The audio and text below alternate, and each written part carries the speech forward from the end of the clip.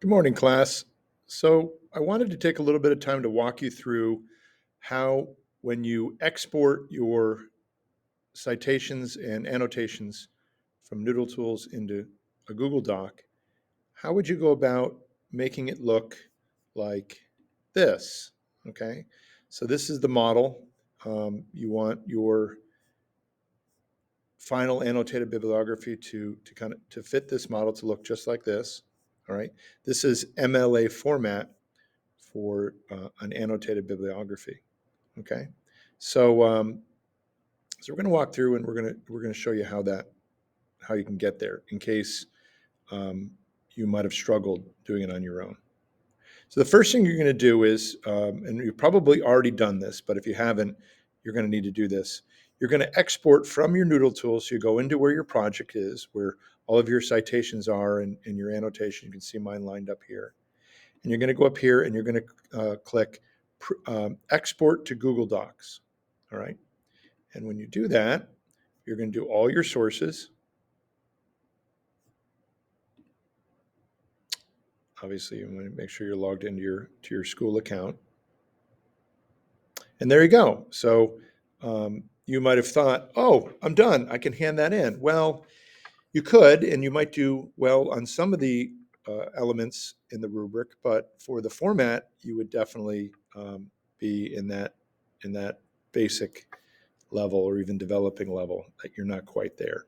Okay, so we want to get you all the way there. We want to get you to that distinguished level. So let's show you how to do that. So the first thing you're going to do is you're going to go up top here and you're going to take this um, uh, numbering because it already has put a number up there for you.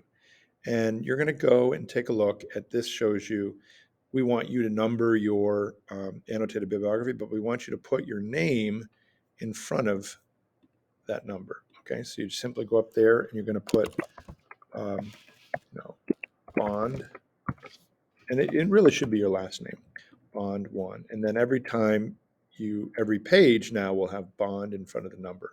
So that was easy, right? So that's the first thing. We'll get that done. All right. The next thing we're going to do is we're going to change works cited to annotated bibliography. Okay. And I just like to bold certain things that kind of stand out. I think it makes it look more crisp. You don't have to bold it, but for me, it's one of those things that I think makes it look nicer. And then what we're going to do is we're going to move this down a little bit because we're going to come back up here and we're going to left orient. Okay, so that means go from that center orientation to left orientation. And then you're going to replicate what's right here.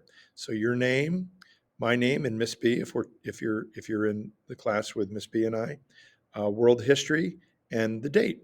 Okay, so we're going to put down. I'm just going to use my name, and I'm going to pretend like Miss B is my teacher. World history,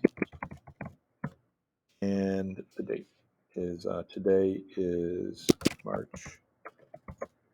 What is this? Today's the March 24th. Okay. Sometimes it'll just put that in there for you automatically.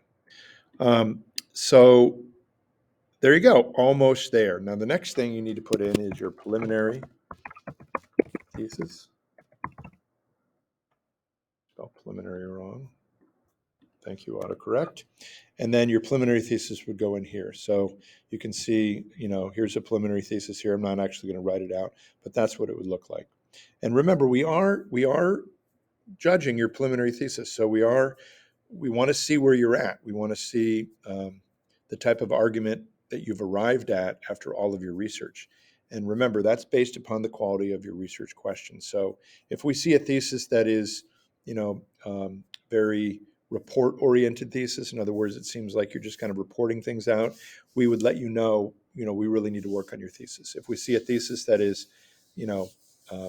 good, maybe not perfect, but really good, and we're going to let you know, hey, that's a good thesis. You might want to dress it up a little bit to make it more distinguished, or you're still emerging on your thesis, you're not there yet, or you're in that developing category, which is further away than emerging. So we'll give you that feedback. Okay, So, so there you go. And then, your annotated bibliography, let's take a look at the one we did together. Imagine the preliminary thesis is in there, then your annotated bibliography would look just like this. Very easy, right? You don't have to touch anything with your citations. All right.